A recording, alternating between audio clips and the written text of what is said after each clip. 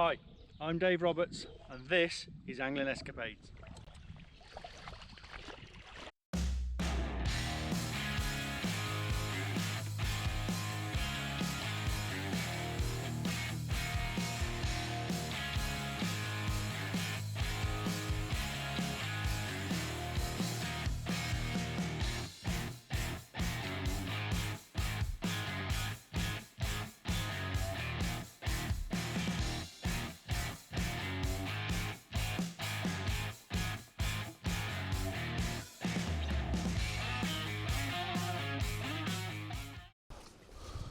Good morning and welcome to the River Wye on what is the last day of 2024, New Year's Eve.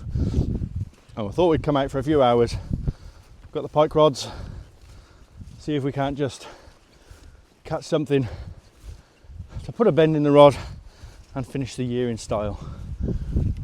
River's in good nick, it's dropped off after a few weeks of high water and we're going to get some more rain later, so the river's going to be back up tomorrow, so I'm hoping that these fish might just be in the mood to feed while they can, because I say it should be big again by the weekend or by Thursday, Friday. So we're going to have a look for some likely pike spots, put a dead bait out and just enjoy the last day of what has been a wonderful year. Right, so first rod's ready to go. So I'm going to fish off the top of the bank here really, because I can keep back from the edge, not skylighting too much, but I'm not putting, trampling down to the water's edge. I'm not gonna create too much disturbance. I can do that if I'm lucky enough to hook a fish. I can go down to the water's edge then, but I feel like this high vantage point gives me a bit to work with. I'm just gonna slide that float stock and make sure I've got the right depth. Sometimes you have to play around with this a few times, but I know I've fished this before, so I know the basic depth. You don't want it lay too much on the bottom, you don't want it too far over depth, because that can be dangerous when you do get a take. Sometimes the fish have had it in their mouth longer than you would want.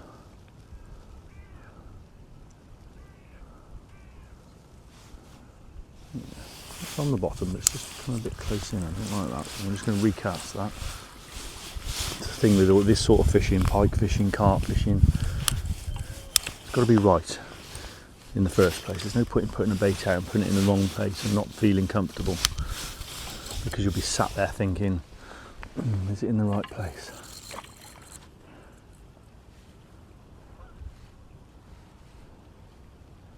There we go, that's down. I'm just going to tuck that down so it doesn't, it's sort of underneath the trees there. And I don't want the braid sitting up, touching the branches on the bush. There you go, that's sat in there nice and quiet now. It's still quite a dark morning, so I like it. It's a bit stormy, but I like the morning for pike. It's a dark morning, so it means I think we'll get a longer opportunity of bites through as the morning develops, as the sun rises a bit. So you can feel the wind getting up. It's certainly going to start blowing.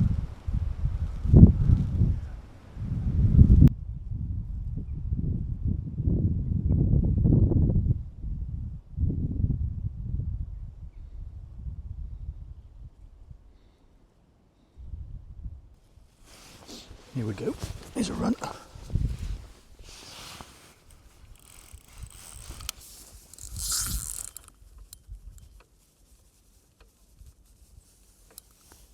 So that didn't take long.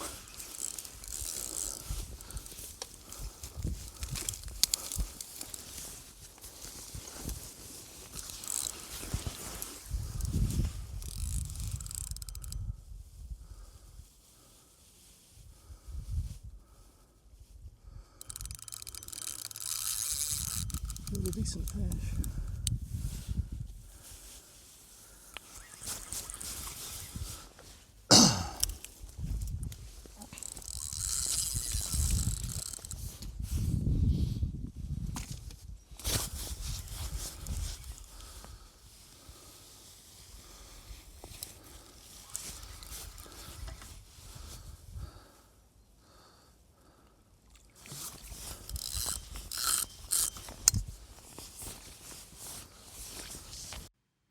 What you're about to see now is an angler getting rather overexcited at the sight of a big pike and forgetting that he's actually kneeling on a rather rotten pallet. I can assure you that no anglers were hurt in the making of this.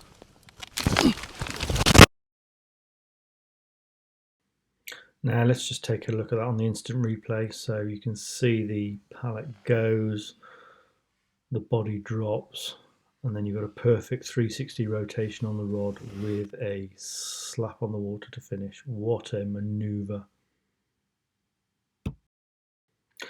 Now at this point, and rather unsurprisingly, we've lost all radio communications, the microphone is in the water, and so the rest of this will be carried out by commentary by myself. You'll see I've emerged from the water. Luckily the rotten pallet did have a good scaffolding pole in behind it, so I was able to get up and then get on with the important business of trying to land the rather large pike.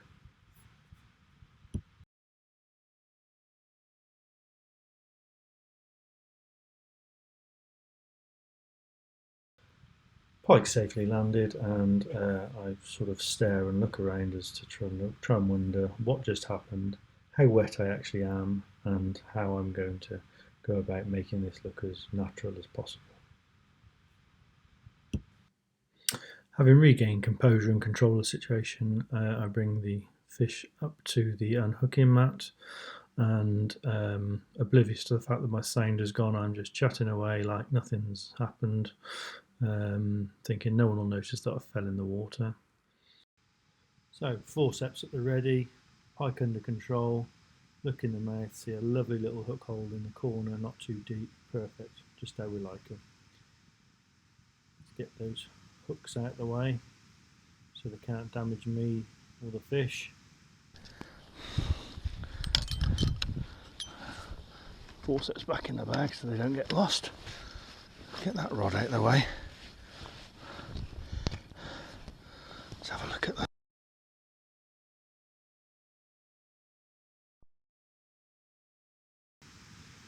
And there you have it, an absolute beast.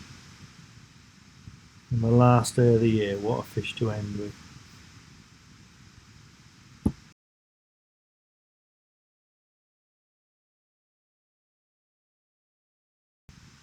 So, scales at the ready, the moment of truth. Now I know my net folded up weighs about just under £2 normally, so we'll get the scales on there. Hoist her up.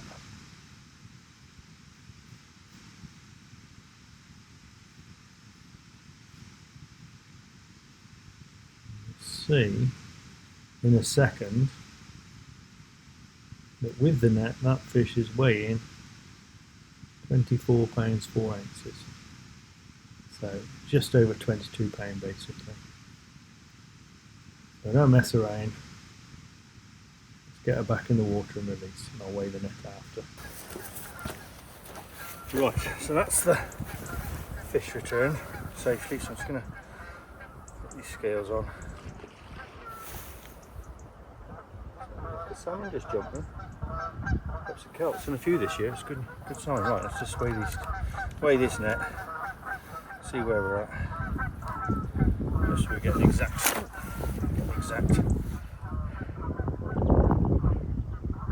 Yeah, £1.15.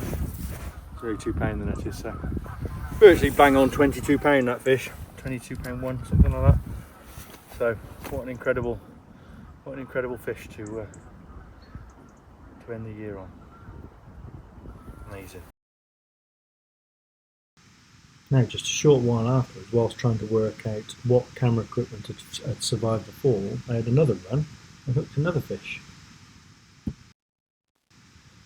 This time I managed to navigate myself down to the water's edge and land the fish without actually going in the river, but I was still having sound issues at this stage.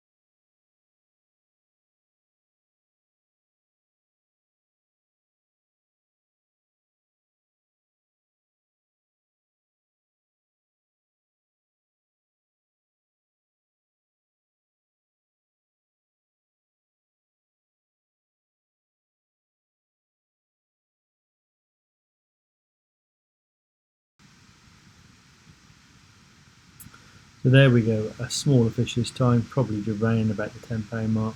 Beautiful markings though, stunning condition, and yeah, 2 runs, 2 fish. Can't argue with that for fishing.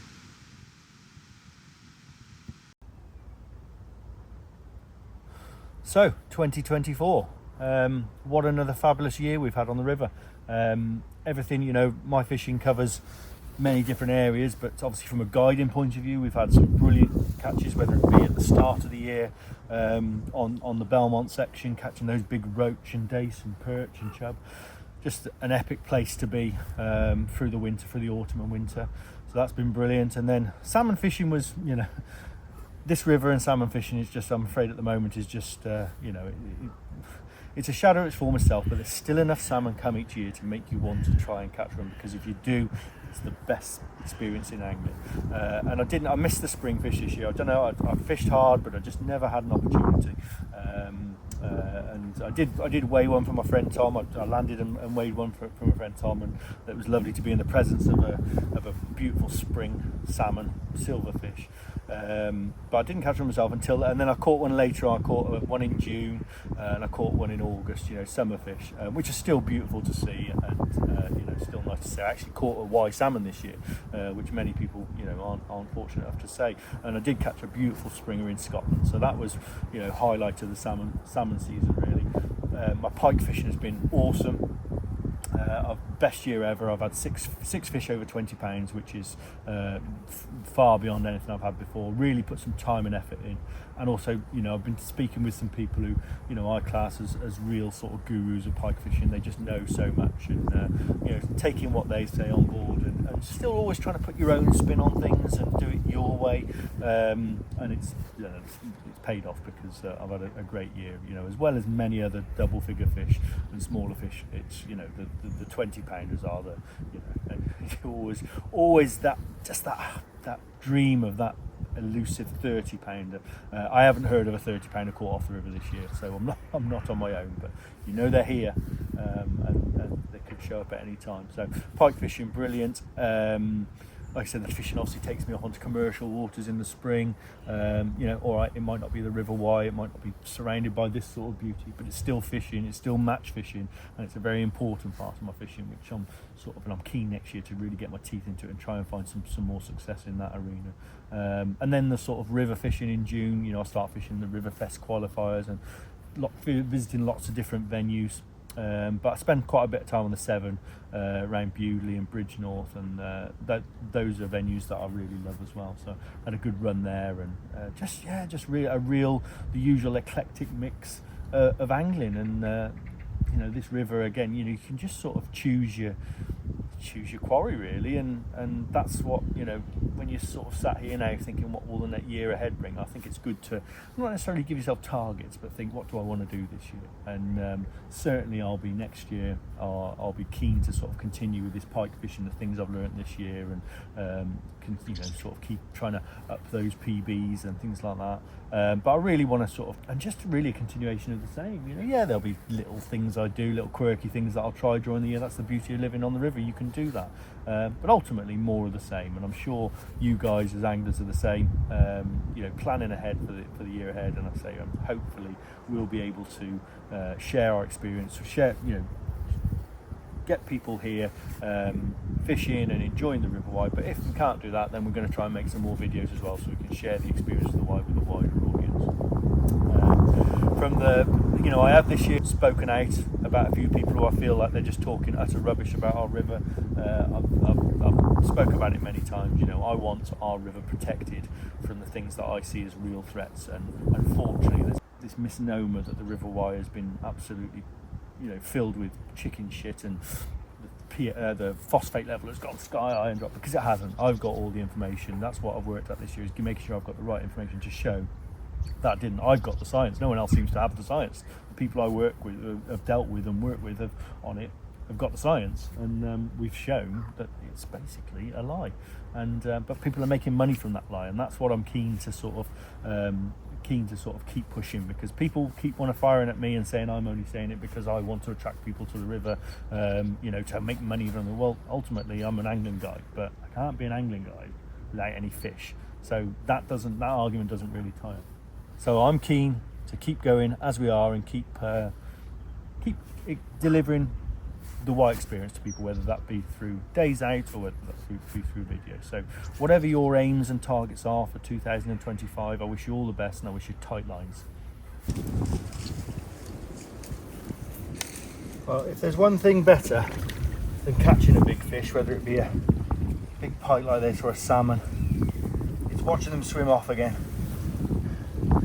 Just slightly inconvenienced by the experience, but off to swim. Fight another day. Off you go, girl. Happy New Year.